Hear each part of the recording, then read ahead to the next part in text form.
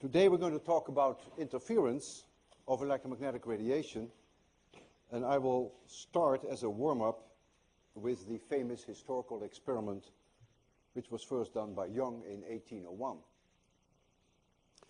By that time, the issue whether or not light was waves or whether it was particles was still unresolved. Newton always wanted light to be particles, but the Dutch physicist Huygens wanted them to be waves, and the issue was unresolved. Let us agree that if light are particles, and you have a screen that, say, has two openings, and you would throw particles through there, like tomatoes are particles, and you collect them here, then those tomatoes that don't get stuck on the screen, but that make it, would form a pile here of tomatoes, and they would form a pile there of tomatoes. That's very typical for particles. But the situation is different when we deal with waves, because the moment that you have waves coming in, say, for instance, we have plane waves coming in like this, then the wave can go through both openings simultaneously, and that changes the picture quite dramatically. It was known, of course, already in the 17th century that if you have water waves going through a small opening, so here are water waves moving in like so, and here is also water, that what you see coming out there are circular waves. The waves then look like this, and they're propagating out in a circular fashion. And if the velocity of the waves here is the same as the velocity there, then the wavelength here would be the same as the wavelength there. But if the velocities are different, of course, you will see a difference in the wavelength. So Huygens, my countryman, suggested in the 17th century the idea, which is now known as Huygens' principle, that we can think of this in a very different way. Huygens, by the way, is difficult to pronounce. Anyone of you who knows how to say Huygens correctly is also Dutch, because you miss the ui in your language and you miss the ch in your language. And the combination of ui and ch is a complete killer for you guys. You know, you don't get extra 803 course credit if you can come to my office and say Huygens, but it will certainly put you in the Dutch category. So in the 17th century, then Huygens came with an idea which was later amended by Fresnel in the 19th century, and it is now known as the Huygens, I will pronounce it your way, the Huygens-Fresnel principle, which works as follows. If we have a plain monochromatic wave, and it's incident on a screen with an aperture, so this would be an aperture, an opening. Here you would have two apertures, two openings. Then the Huygens-Fresnel principle states the following. All points in the aperture plane may be thought of as secondary point sources of spherical waves. And the point sources replace the real source which is flooding the screen, and the screen itself is a perfect absorber of the radiation falling upon it. And so I will repeat the Huygens-Fresnel principle, which I will need today. All points in the aperture plane may be thought of as secondary point sources of spherical waves. In the case that we had water, this is a two-dimensional surface, they would be circles. But when you deal with light, you can think of them as three-dimensional, that means spherical waves. Now the Huygens-Fresnel principle is very powerful, though there is a wide range of opinion to its scientific merit. And in a very famous book, The Principle of Electrodynamics by Melvin Schwartz, I read the following, and I quote verbatim from his book. He says, Huygens' principle tells us to consider each point on a wavefront as a new source of radiation and add the radiation from all the new sources together. Physically, this makes no sense at all. Light does not emit light. Only accelerating charges emit light. Thus, we will begin by throwing out Huygens' principle completely. Later we will see that it actually does give the right answer for the wrong reasons. So I will proceed my lecture today to get the right answer, but perhaps for the wrong reason. Suppose now we have a electromagnetic wave. I'm particularly thinking of light. And I have here an opening, and I have here an opening, and plane waves are coming in from the left, moving with the speed of light. And let this opening be A, and let this opening be B. And here the center of the two is O. This could be a circular opening, it could also be a slit. Most of the experiments I will do today are with slits, which are perpendicular to the blackboard. So they are very narrow openings. Imagine now here a point P.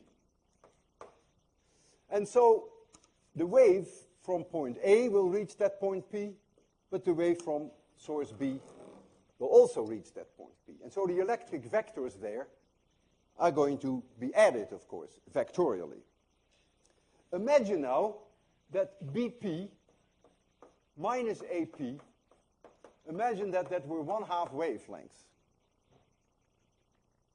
Then what you get is that the mountain of the E vector here will coincide with the valley of the E vector from the other one, and so you will get the situation that light plus light will give darkness. We call that destructive interference. The wave from here and the wave from there would be 180 degrees out of phase. And if you take all the points for which the difference is 1/2 lambda, that is a hyperboloidal surface. It's like a bowl. It's not only in the blackboard, but it also comes out of the blackboard. It's like a bowl. Remember from your high school days that if the sum of the distance AP and BP is a constant, then you get an ellipse. But if the difference is a constant, you get a hyperbola. So you will get a hyperboloidal surface, and everywhere on that surface, BP minus AP would then be 1/2 lambda. And then you would get the amazing consequence that light plus light would give darkness, destructive interference. Tomatoes don't do that. One tomato on top of another tomato does not give no tomato. That is distinctly different from particles. Now, of course, there are also hyperboloidal surfaces for which there is constructive interference. In other words, if I make this difference n times lambda, whereby n is either 0 or plus or minus 1 or plus or minus 2, then I would get surfaces for which we get construct interference. Then the phase difference between the two waves is either 0 or 2 pi or 4 pi. So we have surfaces with constructive interference, and then we have surfaces with destructive interference, and that's going to be at the heart of what I want to discuss with you now. So I will start a new drawing. I think we don't need this anymore. And I will now have a screen with two narrow openings. They could be slits, as I said before. So here is one opening, and here is the other opening, and let the separation between them be D. And the upper one you can call source number 1, and the other one source number 2. Suppose now that we are looking at this at a distance which is very far away. Very, very far away.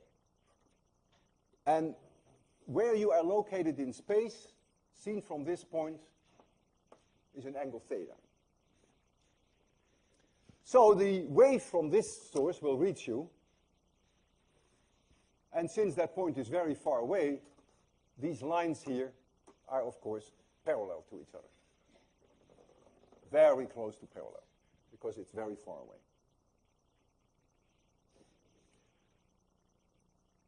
The wave that comes from this one has to travel over a larger distance than the wave that comes from this one.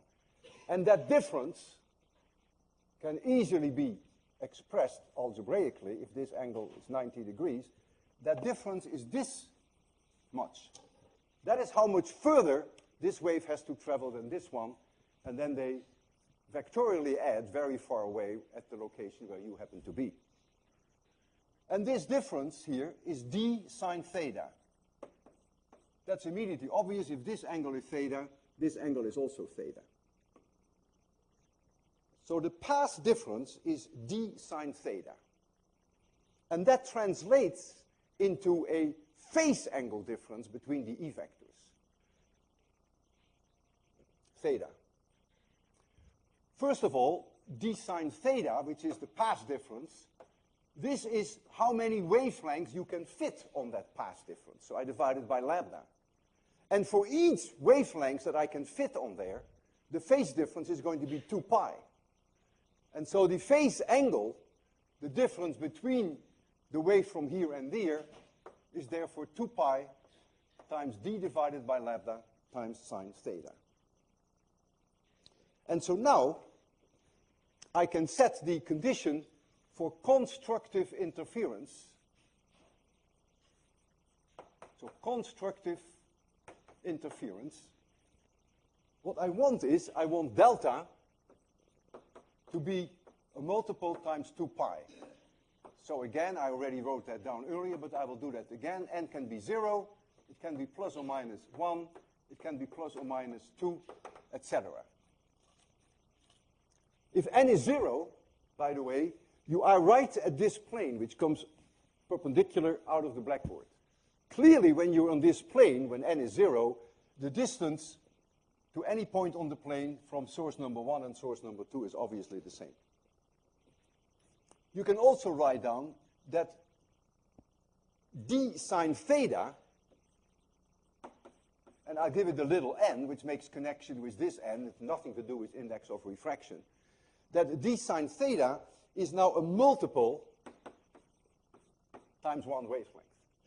That's saying the same thing. So this statement here is the same as this statement. There's no difference between them. And now we can write down the condition for destructive interference. So now you want that delta is pi, 3 pi, 5 pi. So now you have delta equals 2n minus 1 times pi. And if you want to write it down in terms of the d sine theta, then you get that d sine theta of n, which is that n that you see there, is now 2n minus 1 divided by 2 times lambda.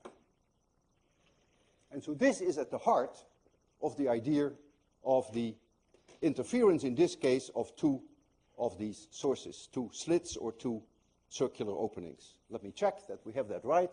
D sine theta, the n makes connection with the n, equals n lambda. Delta is a multiple of 2 pi. Destructive interference, we get 2n minus 1 times pi. Yes, I can live with that. Now I want to be quantitative, because I'm going to do a demonstration very much with the numbers that you're going to see now on this blackboard. I'll give this back to you, although you may not need this. So we now have the 2 openings all the way on the left here, and they are so close together, so this is that screen, they're so close together that you can't even separate them anymore. So this is the point where the 2 openings are. And we are going to look on the screen, which is far away. So here is a screen, which is going to be that screen, and we want to see how the constructive interference, that means light, shows up on the screen, and how the destructive interference, that means darkness, shows up on that screen. And so here are these 2 openings. So light comes in from the left. And let this distance be L. And so I want to know, if I look under an angle theta, as seen from the slits, I want to know what kind of pattern I will see. Let's call this x equals 0. And we call this x, positive x, and that's negative x. You can also say that the sine of theta, if you want that, is approximately x divided by L, but that's only true for small angles of theta. And with this kind of interference, we sometimes have angles of theta which are not small at all. So I want to warn you that this is not something you can use universally, but today you will see that we can use it. So I start now with red light, lambda, is 600 nanometers. So that's the light I will use. So I use monochromatic light. And we will have a distance to the screen which is about 5 meters. The setup is here. This is about 5 meters. And we have light from a red laser, which is a little larger than 600 nanometers, but I just want some round numbers. And the separation here, d, between the two slits is 1/4 of a millimeter. Now, you may think that that is rather small. Well, you will see that that's what you need. You need very small values of d to even see this phenomenon. So now, let's evaluate what n is. Let's evaluate what delta is. Let's evaluate what the sign is of theta of n. And then we will evaluate what x of n is. And we will do that for constructive interference. So the numbers that you're going to see here is for constructive. And of course, if you want to, you can do the same exercise for destructive interference. I need constructive interference, so I have to turn to delta is that, and I make them n times 2 pi. And I start with n equals 0. Well, that's easy. N is 0, delta is 0, the sine theta n is 0, and x of n is 0. That's where you will see maximum light, constructive interference. Obviously, that's the plane that goes right through the middle of those two openings, and the distance to each one of those sources everywhere on that plane is, of course, the same. And so you expect here to see light maximum. Now I go to plus or minus 1, and I calculate now what delta is. Then I get plus or minus 2 pi. And so the sign is now 2.4 times 10 to the minus 3. You can check that, because you know what the d sine theta is n times lambda, and I told you what lambda is. D sine theta is now n times lambda, and we take n equals 1, and you know what lambda is, you know what d is, so we can calculate the angle sine theta. And that translates then into an x value of about plus n minus 1.2 centimeters. So now I know what the sine of theta is, and I use the small angle approximation, which is more than adequate, and I know now where on this screen I get, again, maxima. And that is then here, 1.2 centimeters on this side and 1.2 centimeters on the other side, because you get, of course, plus as well as minus. And then I can continue for n equals 1, n equals 2. I will just do plus or minus 10. So then you get here plus or minus 20 pi. So then you get here 24 times 10 to the minus 3. And so you get plus or minus 12 centimeters. It's almost linear, because the sine of theta for these small angles is still the same as theta in radians. Now, before I show the demonstration, I want a little bit more information on the shape of the dark and light areas that I'm going to see. So what I plot here now is, I will lower this and I will raise it later, because I want to work above my head so that you can see what I'm doing. So I'm plotting here the sine of theta. And keep in mind that is linearly proportional with x. But I always prefer to plot the sine of theta. And so here is 0. Let here be lambda divided by d. That is where my first maximum will come. You can see that. And then here, the same distance, I have 2 lambda divided by d. And on the other side, I have minus lambda divided by d. And all of these are maxima, constructive interference.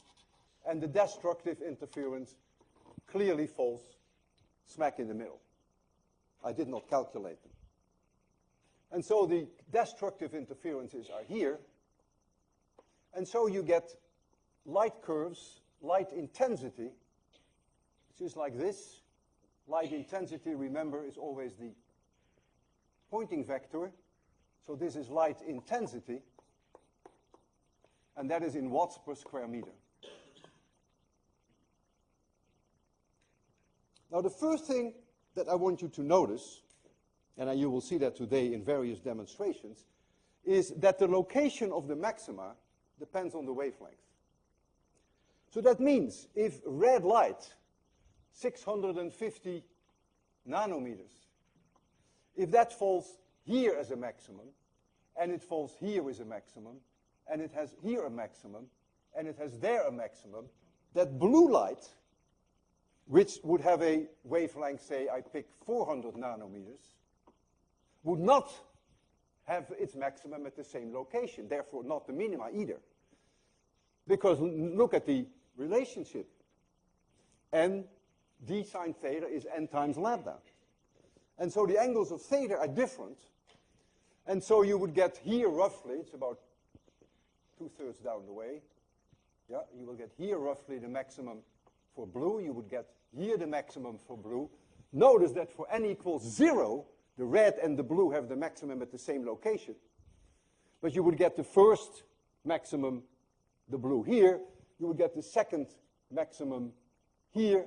And you would get the third maximum almost exactly at the location where you get the second maximum for red. The reason being that 2 times 650 is very close to 3 times 400. That's the reason. So each lives a life of its own. The light intensity that you see is a cosine square function of delta divided by 2. And this is so fundamental that first I thought I will ask you to derive it, but then I decided to spend 1 minute on it and derive it for you, because it's extremely important that we use that later in our predictions. So let us assume that source number 1, and the other one I call source number 2, for that source number 1, E01 has an E1, sorry, not E01, but E1, has an amplitude E01 when it reaches the screen, and then of course you have cosine omega t, and this is the frequency of the light. That's the electromagnetic radiation. E2, that is the other source, has E02 times cosine omega t, and here is that crucial delta, which is the difference between the two in phase. That's why you get maxima, and that's why you get minima. That's the whole idea of the interference pattern. Now, if you're very far away from the two openings, then these E vectors are, of course, very closely the same. Remember, E is proportional to 1 over R, but if the distance R is very closely the same, then we can assume, to good approximation, that the E vector, the amplitudes are the same.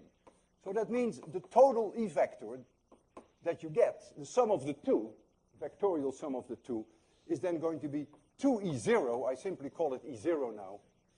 And then I get the cosine of half the sum. So I get the cosine of omega t minus delta divided by 2 times the cosine of half the difference. So that becomes the cosine of delta divided by 2. And now you see why the light intensity is proportional to cosine square delta over 2. Because when you calculate the mean value of the pointing vector, you have to take E cross B. And so B also has this term, and also has this term. And so you get the square of this term, and the square of this term. But the average of the square of this term is 1/2, so forget that for now. And so you see it is going to be proportional to the square of delta over 2. And so this function that you see, delta is linearly proportional to sine theta. This curve that you see is a cosine square curve.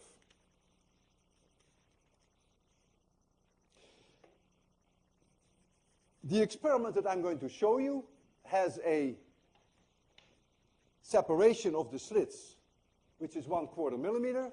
My wavelength is 630 33 nanometers, which is very much the same, and the distance to the screen is about 5 meters.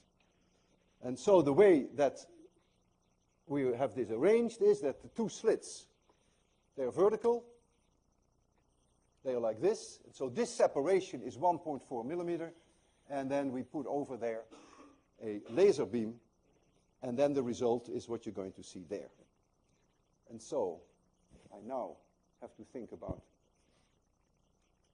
this is where it is. You're going to see it there, and in order for you to see it, I have to make it completely dark.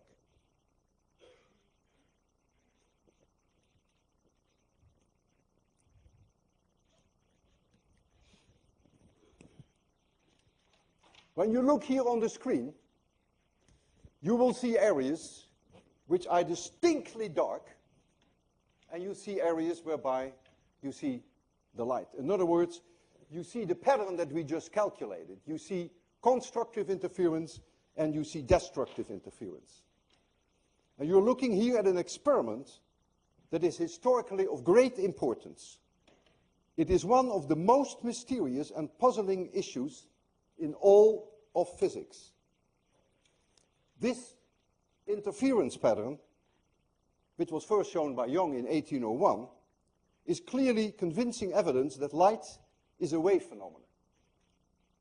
However, 20th century physics has shown that light comes in the form of individual photons with well-defined energies, and photons can behave like bullets. They have momentum, they produce radiation pressure, and they can be localized in space.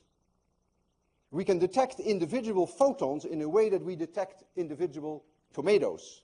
Photons behave like particles. However, the interference pattern that you are staring at on that screen can only be explained if we assume that each photon went through both slits. But how on earth can one particle go through both slits? It will have to be one slit or the other. And here lies the great mystery. Light is both. It is a wave if you want it to be a wave, and it is a particle if you want it to be a particle. If you manage to determine for every photon through which of the two slits it went, and that is possible, if you do it at very low light intensity, you can really determine through which of the two slits each photon went, then you will not see any interference anymore. The pattern on the screen will be like that of the tomatoes. You get two piles. So the moment that you establish the particle character of the light, by determining through which slit it went, you have destroyed its wave character. And it will not behave like a wave, it will behave like a particle. However, as long as you do not determine through which slit the photon went, thus as long as it remains your guess through which one it went, light will reveal to you its wave character, and you will see interference. The choice is yours, but you cannot have it both ways. So you're looking now at something that had a huge impact on physics.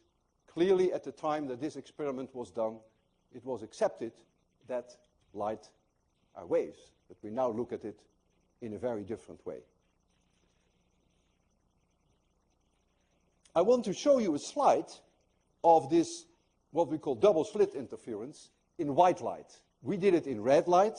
That's the easiest, and you get very sharply defined maxima and minima. And the reason why you get them so sharply defined is because you don't have the interference of the other color. But of course, if you do it with white light, then you will see the blue light has its own spacing and the red light has its own spacing. And the net result, of course, is that you see a somewhat different pattern. And that I will show you here. I will make it a little darker for that. So the upper panel is then the double slit interference in blue light.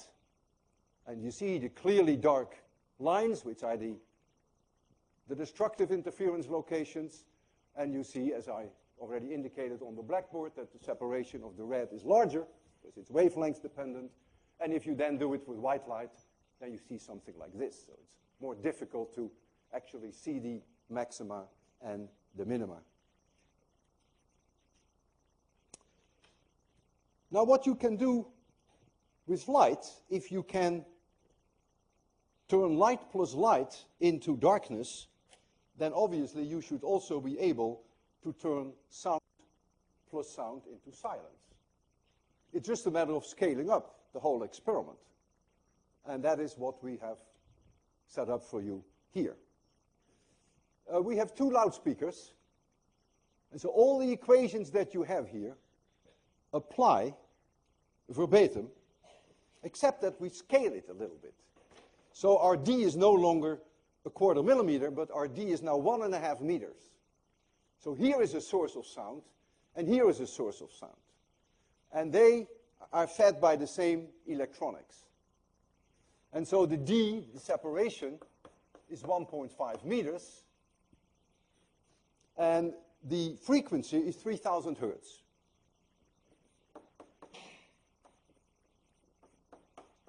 So we do this experiment now for sound. And so lambda is about 11.3 centimeters if you take 340 meters per second for the speed of sound.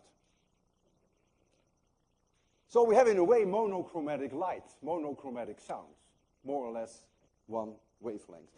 And so you can calculate what lambda divided by D is. It's about 0.075. And so you can calculate where now those surfaces are. They are really hyperboloidal surfaces. They're coming out from the center here, and they bend in your direction, where all those hyperboloidal surfaces are, where there is no sound.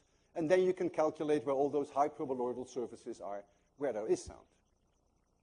Let's first calculate how many hyperboloidal surfaces there are. So in order to do that, we simply have to stick in our equation, d sine theta equals n lambda. We just put in theta is the maximum value possible, and that is 90 degrees. So you put in theta max, and that is 90 degrees, pi over 2 radians. And so when you do that, you'll find that n max, that is the highest number of n in that series 0, 1, 2, 3, 4, 5, that n max is then d divided by lambda, which in our case is about 13. It is 1 over this number. So that means there are 13 of those surfaces going in this direction, but there are also 13 going in this direction. Remember, you have plus and minus. So you really have to multiply this by 2. And so there are 26 surfaces, no more and probably no less, in this audience of constructive interference. And then there are probably also around 26 destructive interference. So now I want to be as quantitative as I can be, and I would like to know the students who are sitting about 5 meters away from me, what the distance is between one maximum, the 0 order maximum, right at the center, and the next maximum. We get an idea where to search for those maxima and where for those minima. So I will go now for the maxima. So I know that at theta 0, right here, all of you here sitting here must hear a maximum there in this plane. Now the question is, where is the next maxima? Well, the next maxima depends, of course, on the distance, how far you are sitting away from me. So I take the students which are about 5 meters away from me.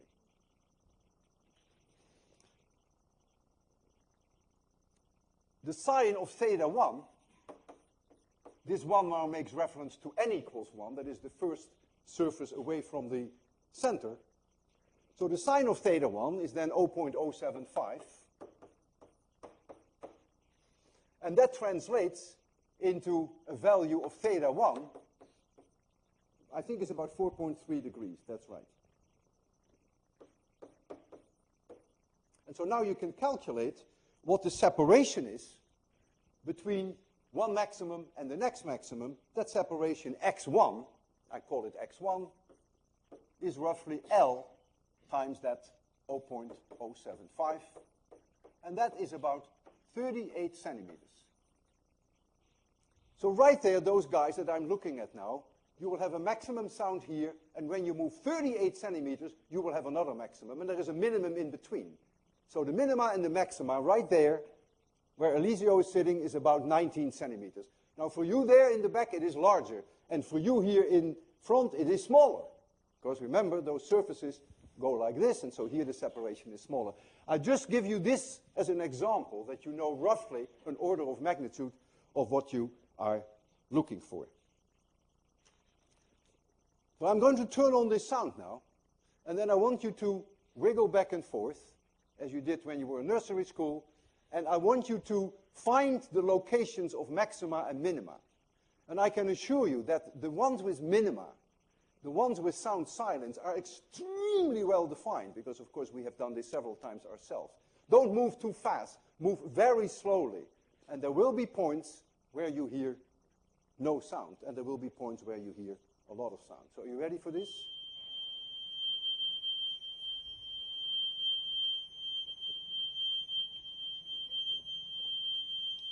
Keep moving. Most of you move too fast.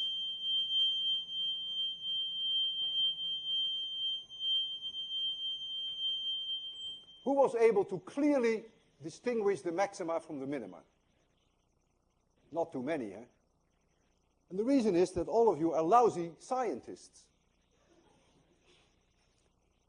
If the difference in space between maxima and minima is 19 centimeters, that is this much. What is the separation between your two ears? It's about 20 centimeters. It's not an accident that I chose that. So if you have a maximum here, you would have a minimum there. So what do you have to do? You have to close one ear. And then you will be real scientists. So I'm going to turn it back on again. I want you to close one ear, and then you will be able to find those minima and those maxima. Move again back and forth. Now there may be some reflections from the wall which may interfere with this experiment. No pun implied.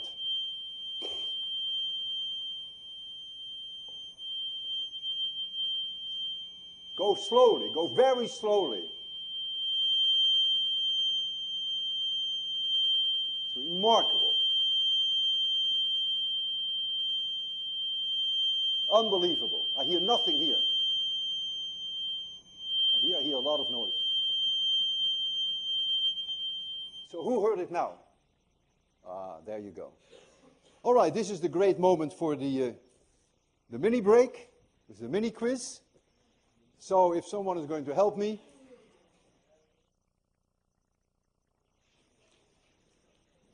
I owe you something regarding exam 2. Here you see a histogram of exam 2. And what is interesting, and in a way helpful to me, it's almost bimodal. Now we have 47% to go in the course, of which 40% is for the final alone. And so clearly I can't say much about dividing lines between A, B, C, D's, and F's. I want to make only a global statement. And I only warn those of you who I put in the danger zone. The danger zone for me are students whose cumulative, assuming that they've taken all the exams then, whose cumulative is less than 30 or near 30. And those are really the students almost exclusively who have less than 45 for exam 2, or approximately 45. So this is the danger zone. Now that doesn't mean that you will fail the course. It's just a matter of probability. I would say it's high.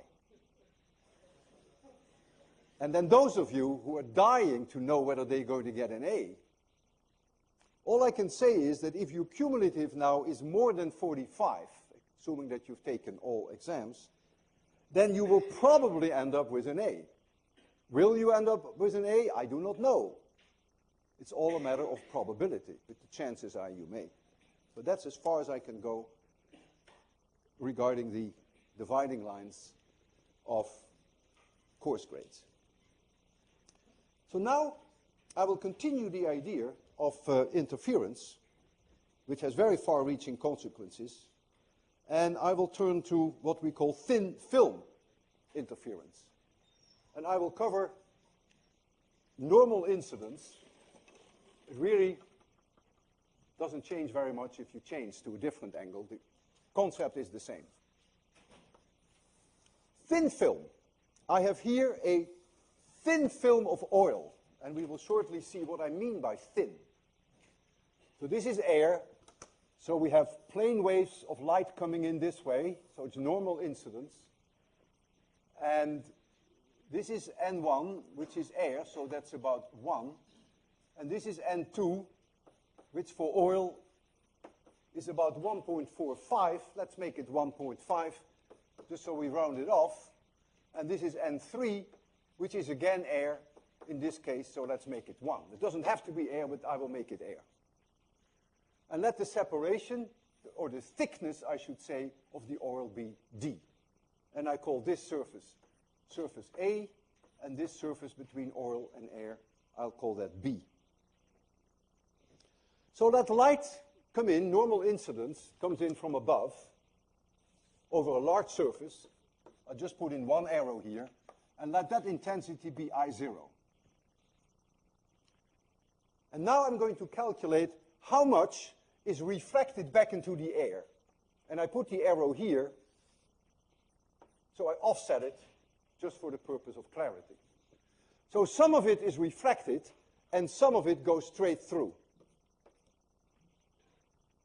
And all of you are more than capable of calculating how much is refracted. At that point A, the R, the reflectivity of the E vector, is N1 minus N2 divided by N1 plus N2, and that is minus 0.2. The minus sign tells you that there is a flip here in the E vector by 180 degrees. The intensity of the light that is reflected is then 4%,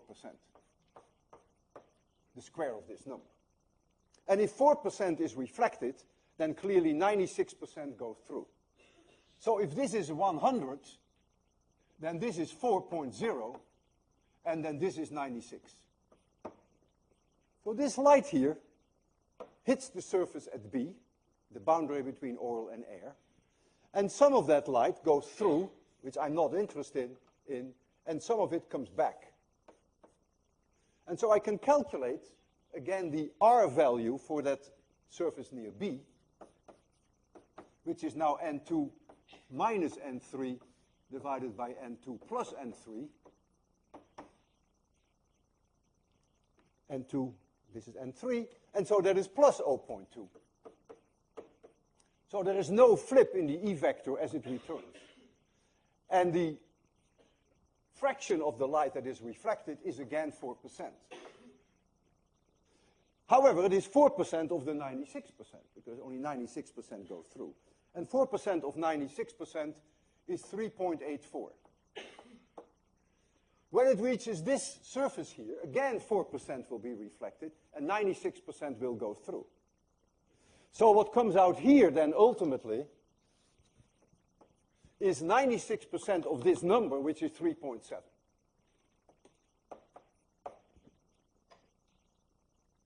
I now want to ask the question, what happens when you are looking here from above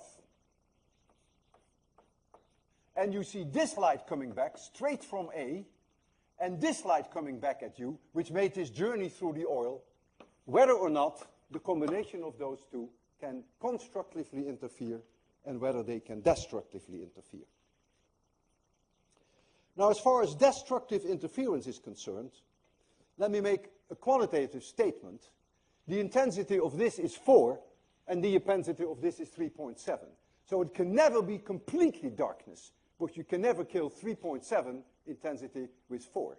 But if they're 180 degrees out of phase, which we will be able to do, there is very little light left. There will only be the difference, which is 0.3 left. So it will be quite dark. But I will still call that constructive and destructive interference. So the question now is, what is the phase difference between this light here and this light there? Phase difference. That's what matters. Well, let's first look at the difference in path. The difference in path is clearly 2D. Because this light has to go in this direction, that is D, and it has to come back, so that's 2D.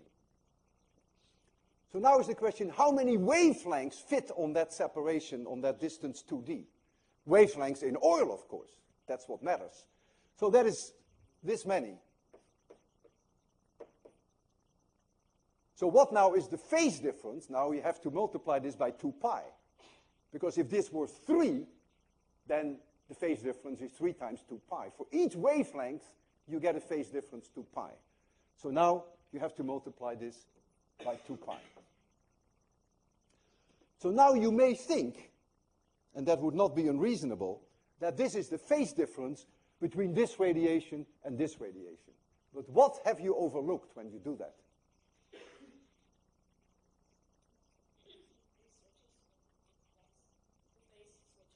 That's right. You have overlooked the fact that there is here a flip of 180 degrees, which does not occur here. So there is an additional pi in the phase difference. So I'm going to write down here now the total delta. So delta is now 4 pi times d. Now I can write this as lambda oil. It's perfectly fine. I can do that. I prefer to write it as lambda air, and then all I have to do, of course, is divide the lambda air by the index of refraction of oil. And so, yes, I could have written lambda oil here, but I prefer to write here lambda air, and then all I have to do is multiply this by N2. Yeah, that is that 1.5. It's the same thing. And so this is then the delta that we calculated from here, and then we have to add pi. And the pi then is the consequence of this minus sign here, which you don't see here. Keep in mind, if someone wants to be nasty to you during an exam, of course not I, but if someone wanted to be nasty to you on an exam, they could make N3 larger than N2. What would change in this equation?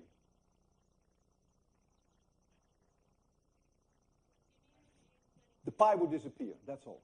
The rest would remain the same. So don't think of this as a universal equation. There's no such thing. So this pi is the result of the fact that here N2 is larger than N1, but that here N3 is smaller than N2. That's why you get only pi.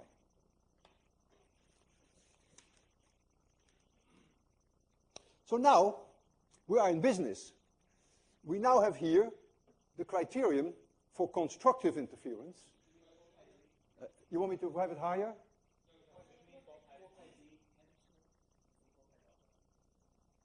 What is your... Your D looks like a delta. Oh yeah, thank you very much. How could I? It is D, right? Yeah. Uh-oh. Uh-oh.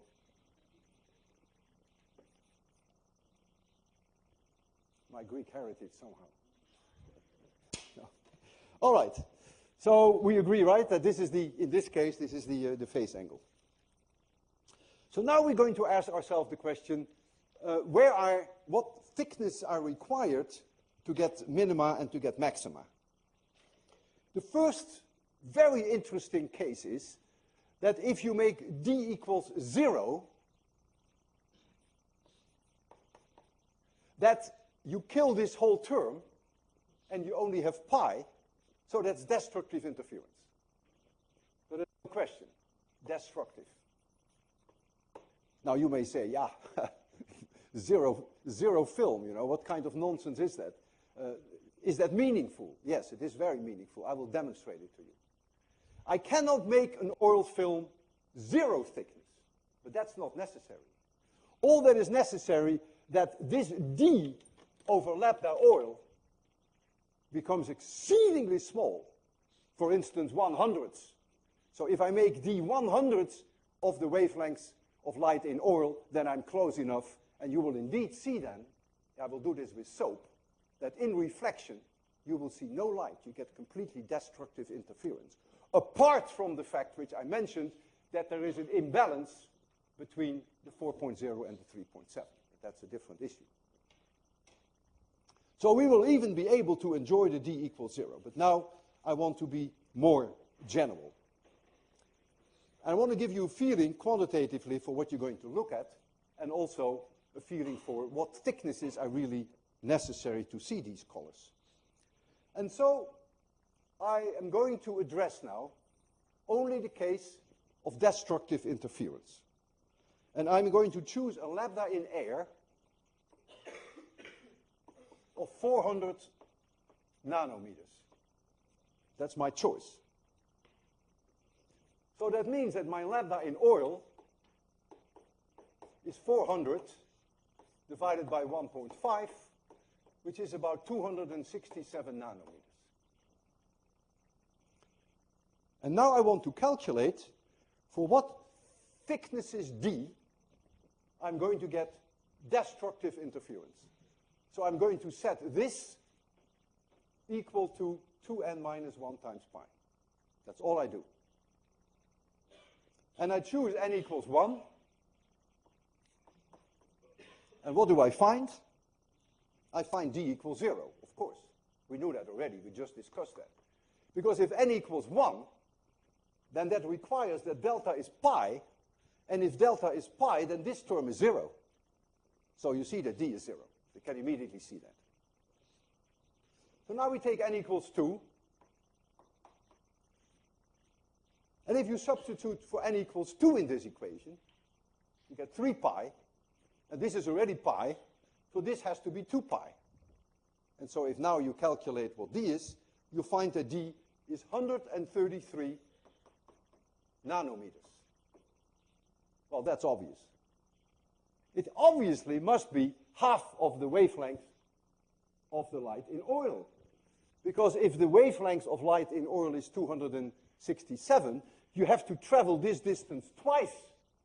And if you travel this distance twice, that is exactly one wavelength. And one wavelength corresponds to a phase angle of 2 pi. And so here you get 2 pi, and it's this pi that kills you, that gives you the darkness. And then n equals 3, you'll find that d is approximately 267 nanometers. So now 2d translates into 2 wavelengths. Now I'm going to choose this thickness. And with that thickness now, I'm going to work, and I'm going to radiate white light onto that thickness. So I select that one for which I already know that in blue light, I kill it. Destructive interference.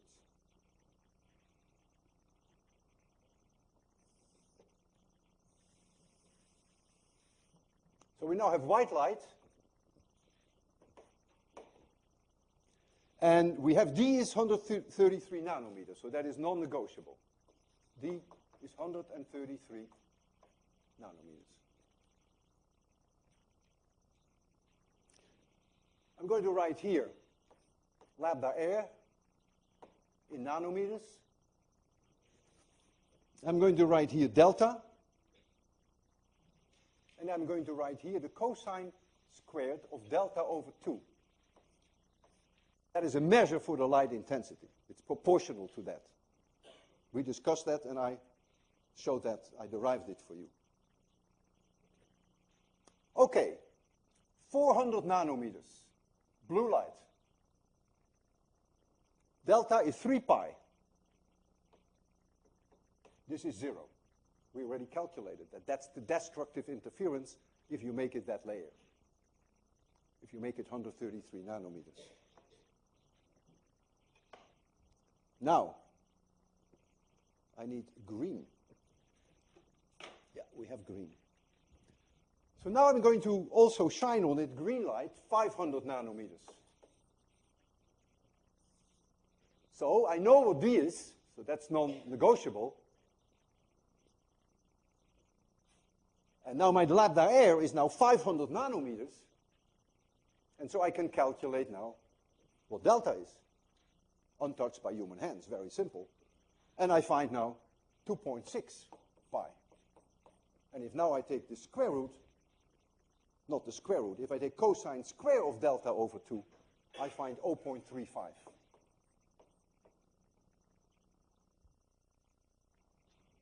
But now I go to red, and I do 650 nanometers. And now I calculate what delta is, and I find 2.2 pi. Now I get 0.90. Now I am very close to a maximum. And so, this is very convincing that if you make your film this thin, that it will look distinctly red. Maybe not perfect red, but it will look distinctly red. The red color dominates, and the blue practically absent at all, apart then from the imbalance that you may have between the 4.0 and the 3.7. A question that I have asked over the years at the final exam for 803 is whether thin film interference is the result of the difference between the index of refraction between the different colors. And the answer is absolutely not. The index of refraction, I have taken the same for all colors, for all practical purposes. That difference does not explain the colors. The color is explained by the difference in path length divided by lambda. That is why you see colors. It has nothing to do with the index of refraction.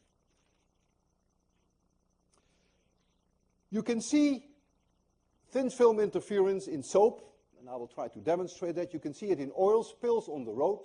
I will show you an example. Only thin films give you colors. Thick films do not give you colors. If you go through the exercise, which I want you to do, to make D 0.1 millimeter, which is, by practical standards, still very thin, you will not see any colors. And the reason is that if you go to this equation and you calculate for which colors you will see constructive and destructive interference, there are so many colors in the visible spectrum for which you get constructive interference, so many you will see that your brains will tell you to see white light. There is not one color that dominates. The end values that you will need, by the way, are going to be very high. They're in the range 500 to 700. Huge values of n are necessary in order to get the destructive and the constructive interference. Go through this exercise on your own, and you will see very quickly that so many colors constructively interfere that the film will look white. So the first thing that I want to do, I want to try, it's not so easy, to make you see these colors with soap, which of course all of you must have seen. In fact, if you just take a shower and you soap yourself, then the bubbles themselves in reflection already have these colors. I'll try to make one that is slightly larger in size. We do not always succeed, but let's try that. So the idea is I want you to see colors. Ooh. Well, maybe you did, but that was a little quick.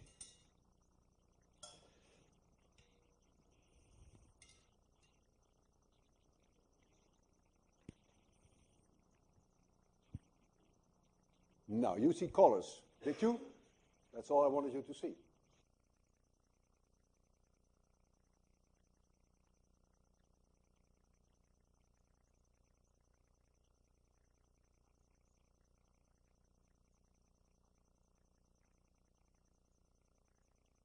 Did you see them?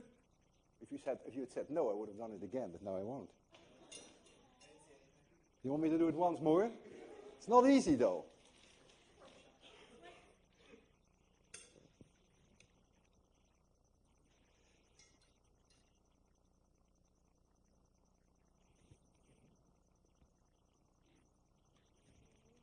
Now you saw it, right? Yeah, thank you. Okay, so soap bubbles give these colors because they are exceedingly thin. It also gives you a feeling of how thin they have to be.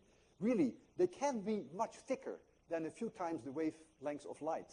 If they become much thicker, you lose the colors for the reason that I just mentioned to you, that there are too many colors that constructively interfere, and then you don't see it anymore. Now I have a demonstration which is very tricky. It works most of the time, but not all the time. We're going to make a soap film on a metal frame. It's going to be done in this box. So we have a metal frame, and we dip it in soap, and so you get a soap film there. And then gravity will make the film thinner at the top and thicker at the bottom. So as you make a cross-section through here, then the film, so this is then the soap. I can make this so thin that it's completely dark in reflection. That is what I promised you, that D is not 0, but D divided by lambda is so small, maybe 1/20th of 1/30th of the wavelength of light, that it will turn completely black. And as this proceeds, in the beginning, the top will show you colors. It goes through these phases of colors, and then it gets thinner and thinner and thinner, and then it turns completely black. I will show it to you upside down, so don't get confused, and that has to do with the way that we project it. So the thinnest part of the film will be low on the screen, and then the part of the screen that is the thickest of the film will be the upper part. As you look at it, appreciate the fact that when we go into the dark phase, if we succeed, that you are talking about the thickness of the film, which is many times smaller than the wavelengths of light, which is typically half a micron. Okay. Let me first get the film up. Oh, actually, let's not get the film up. Let's just get the light up. Let's turn it off. Here, it has to be completely dark. Didn't we agree it has to be completely dark here? So I'm going to dip it in here.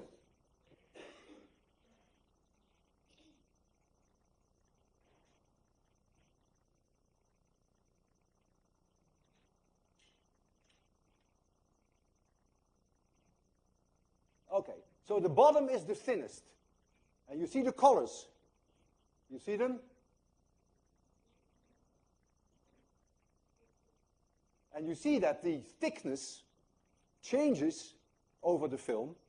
And that's why there are areas where the red dominates, and then other areas where the red dominates again. And so the bottom gets thinner and thinner and thinner. The white light that you see now here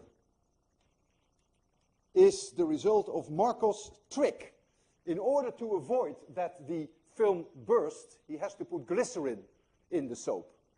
And what you see here is the reflection of the layer of glycerin which forms on top of the soap. So we'll have to wait a little bit for that glycerin to also go down, and then you will see the pure soap, and that is then the area, and boy, look at it, black. That area that you're looking here now is way thinner than the wavelength of light. And so the reflection is, well, when I say 0, of course, that depends again on the asymmetry that you have that we discussed here on the blackboard between the 4.0 and the 3.7. It's a little different for water than it is for oil. But you see? Black. You can just look at it for a while. It may burst. You also see some very interesting thin film interference in the glycerin itself, which is the oil layer, which is on top of the soap. This is not uncommon. You may remember when you see oil spills on the road that you sometimes see these very nice structures, brownish, reddish, bluish. But here, look at this, look at this. Isn't that incredible? Isn't that fabulous? Boy, the film is holding up, Marcos. We can't complain. Ah, you see these nice oil structures here in the glycerin?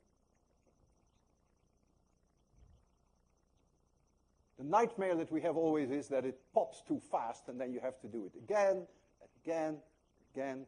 And our experience is if somehow the soap is not right, then in general, no matter how often you try it, it keeps popping. Look how beautiful. Look how incredibly nice the thin film interference in the glycerin, and then here the total darkness, because the thickness of the film, of the soap, is many times smaller than the wavelength of the light in the soap.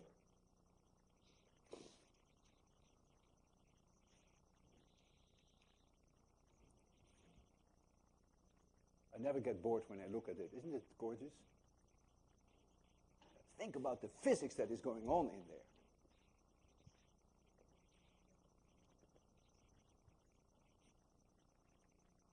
All right. Let's look at some other phenomenon of interference. Try to remember this. This is a gorgeous picture.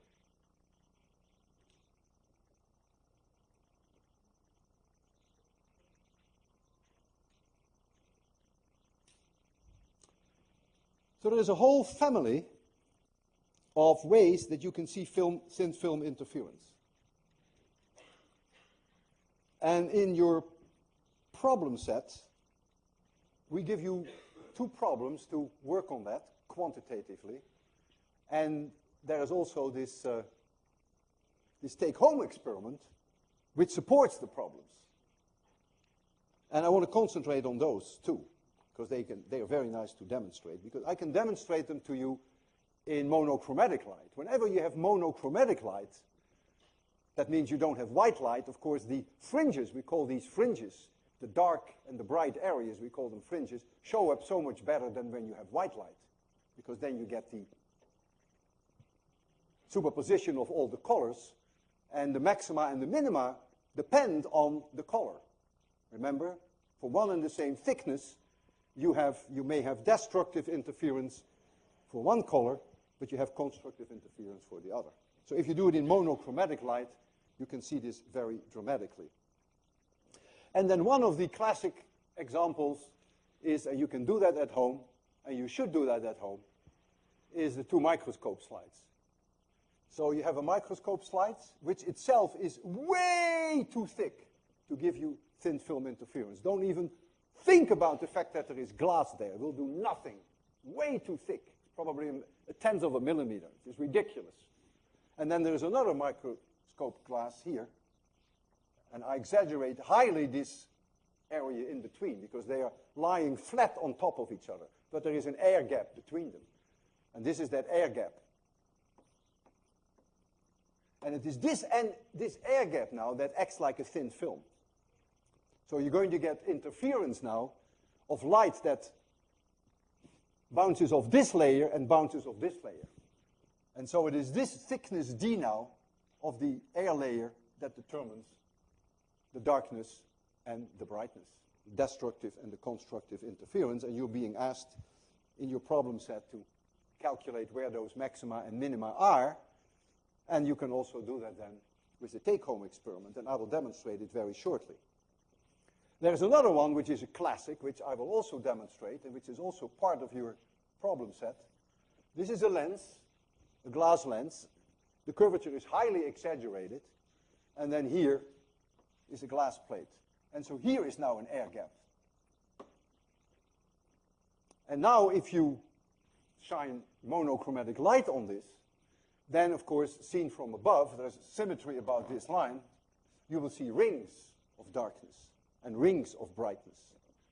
And these rings of darkness and brightness will be very far apart here, and they will be very closely together there. And this is part of your homework assignment to show that. And that has to do with the fact that the change here in thickness is very little because of the curvature, and the change here is much faster. This is called the Newton, these are called the Newton rings. And then when you just walk out on the street, preferably on a day when it is not sunny, when it is cloudy, you look on the ground and you see oil spills. And they have phenomenal colors. I'd like to show you one of my own pictures that I took some time ago of an oil spill. Let me first turn it on, and then we'll make it a little darker.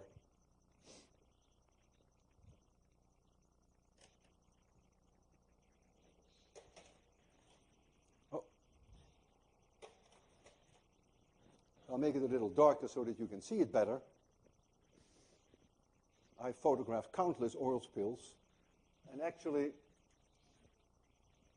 the reason why I've photographed so many is that always I try to reconstruct the thickness of the oil on the road, and I was never very successful.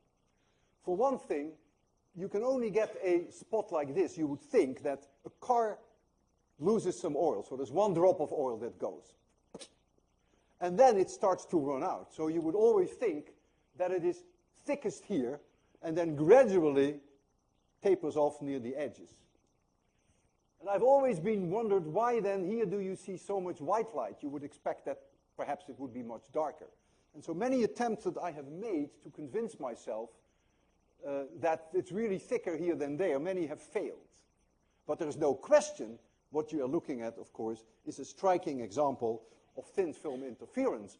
And not only that, but you know that this film has to be extremely thin, clearly very close to that, in that range of 100 to 200 nanometers. Otherwise, you wouldn't see over the entire area such beautifully equal blue. And here you see this reddish, which is not pure, it never is, very well defined. So clearly it has a spherical symmetry. So there is probably a drop that then spread out.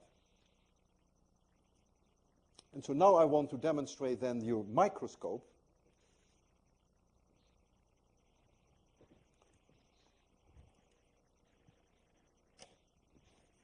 So the microscopes we have here, microscope glass, turn on the CD TV there, if everything works.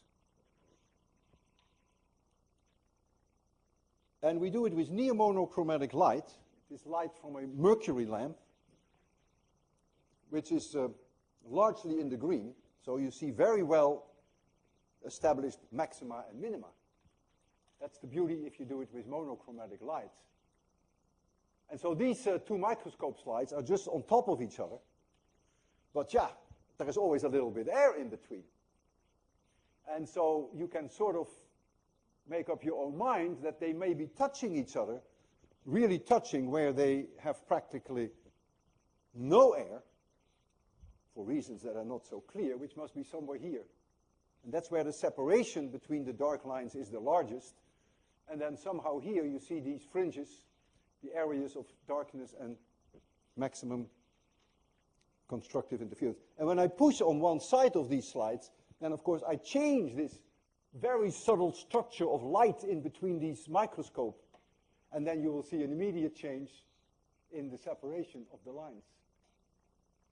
So I'm just pushing on it now, changing the configuration.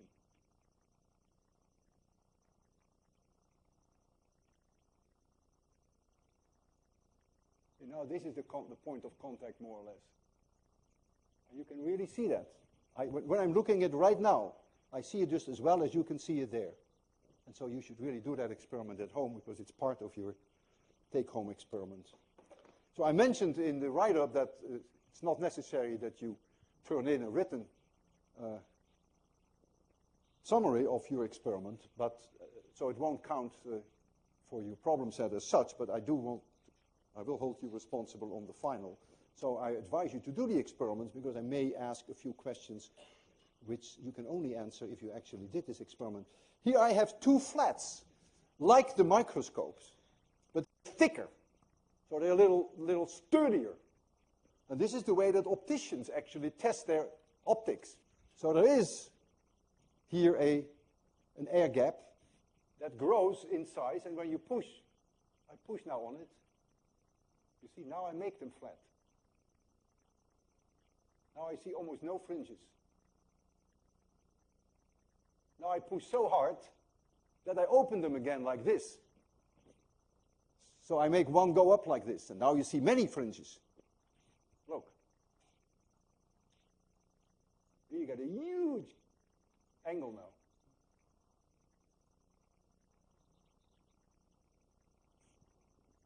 And then I want to show you this, which is called the Newton rings.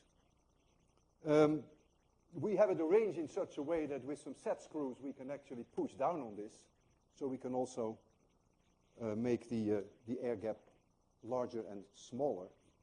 And that we're going to show you there.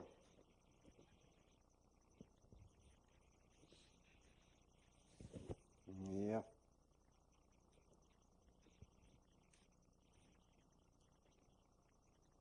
I can actually make it even darker. That may be nicer for you. You already see there the center portion of the contact. Where the contact is here, the air gap doesn't change very much. And therefore you will see that the spacing of the rings is large. But when you go further out, then the spacing gets smaller. And it becomes difficult to see perhaps. But if you're close here, I can really see the rings here much closer than the rings here. And I can put some pressure on there. So in other words, change the geometry a little bit. So now I squeeze a little harder. I hope I don't break it. And when you squeeze harder, they touch each other over a larger surface in the center. You see, therefore it opens up. So over this very large area now, is the gap the same? And when I loosen it up, then you expect those rings to become smaller. And this is something I believe that is also part of your take-home experiment. All right, I can't wait to see the result of the mini-quiz. I'll be proud of you if you did well, let me tell you. And I see you then, I hope, on Thursday.